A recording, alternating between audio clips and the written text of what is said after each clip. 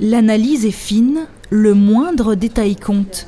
Il faut s'assurer que l'œuvre a bien voyagé. Comme vous avez pu le voir, il y a des craquelures assez importantes. C'est une pièce qui est de 1962, donc on est quand même obligé de venir surveiller les allers et retours de ces œuvres-là. Par exemple, il y a une œuvre qui était ici et qui était en mauvais état, sur laquelle j'ai travaillé. Par contre, avant de l'accrocher, je l'ai nettoyée, j'ai fait les retouches nécessaires, j'ai refixé les zones abîmées et maintenant elle est accrochée dans l'expo. 8000 km en soute, ce tableau d'Hervé Télémaque arrive de Marseille.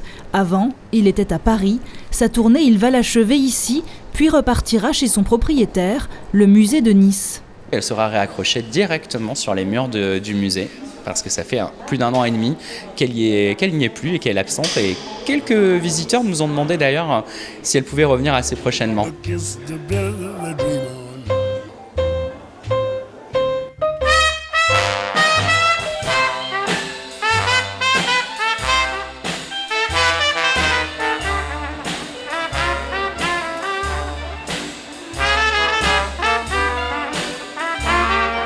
Le choix des œuvres et la place de chacune, c'est un expert qui s'en est chargé.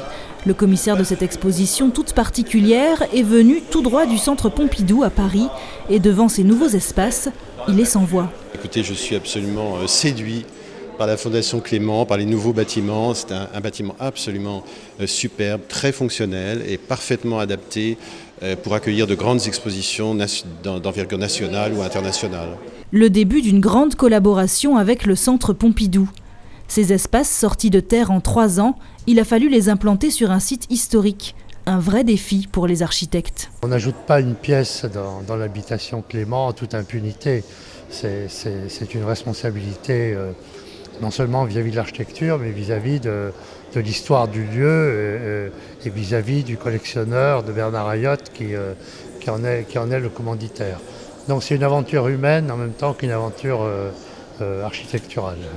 Cet endroit, c'était le rêve de Bernard Ayotte. Une ambition à 5 millions d'euros qu'il estime nécessaire. Pour lui, c'est une mission, un accomplissement et le début d'une grande aventure. On va consacrer probablement 7 salles aux œuvres de la Fondation Clément. Nous avons environ 300 tableaux dans notre patrimoine accumulés au cours des 20 ans. Tous les 6 mois, on va changer le fond de la collection.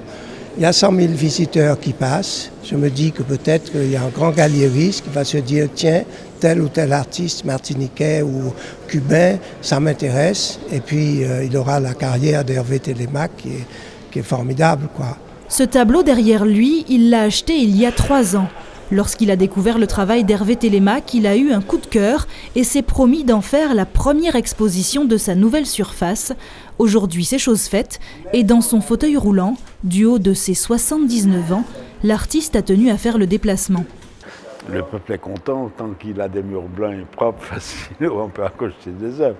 Ce n'est que ça. Mais je trouve ce qu'a fait l'architecte est plutôt bien parce qu'il, contrairement aux habitudes d'aujourd'hui, il respecte la fonction d'un espace qui est de permettre de montrer autre chose que leur propre architecture. Les œuvres de Télémaque resteront sur les murs de Clément jusqu'au 17 avril. Après lui, se succéderont des artistes caribéens, antillais, plus ou moins connus, que le groupe GBH voudra mettre en avant. Une manière de rappeler chaque fois à la Martinique que la Fondation Clément est encore pleine de surprises.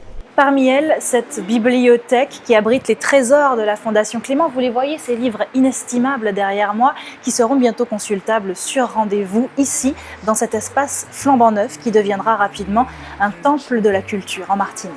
Oh, give me lips for just a moment.